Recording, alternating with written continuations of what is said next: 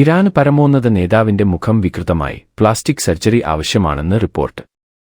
Tehran. ഇറാന് പരമോന്നത നേതാവ് Mojtaba ഖമേനിക്ക് ആക്രമണത്തിൽ ഗുരുതരമായി പരിക്കേറ്റതായി സ്ഥിരീകരിച്ച് ഇറാനിലെ ഉന്നത ഉദ്യോഗസ്ഥർ.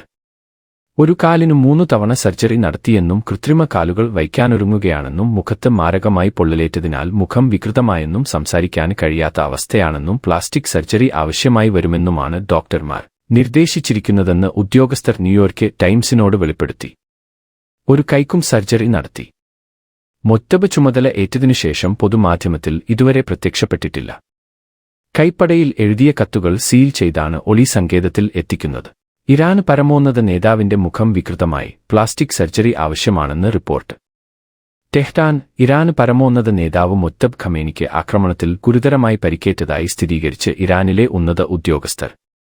ഒരു കാലിനു 3 തവണ സർജറി നടത്തിയെന്നും കൃത്രിമ കാലുകൾ വയ്ക്കാനൊരുങ്ങുകയാണെന്നും മുഖത്ത് മാരകമായി പൊള്ളലേറ്റതിനാൽ മുഖം വികൃതമായെന്നും സംസാരിക്കാൻ കഴിയാത്ത അവസ്ഥയാണെന്നും പ്ലാസ്റ്റിക് സർജറി ആവശ്യമായി വരുമെന്നുമാണ് ഡോക്ടർമാർ നിർദ്ദേശിച്ചിരിക്കുന്നതെന്ന് ഉദ്യോഗസ്ഥർ ന്യൂയോർക്ക് ടൈംസിനോട് വെളിപ്പെടുത്തി. ഒരു കൈക്കും സർജറി നടത്തി. മുജ്തബ ചുമതല ഏറ്റതിനുശേഷം പൊതുമാധ്യമത്തിൽ ഇതുവരെ പ്രത്യക്ഷപ്പെട്ടിട്ടില്ല. കൈപ്പടയിൽ എഴുതിയ കത്തുകൾ സീൽ ചെയ്താണ് ഒളി സങ്കേതത്തിൽ എത്തിക്കുന്നത്.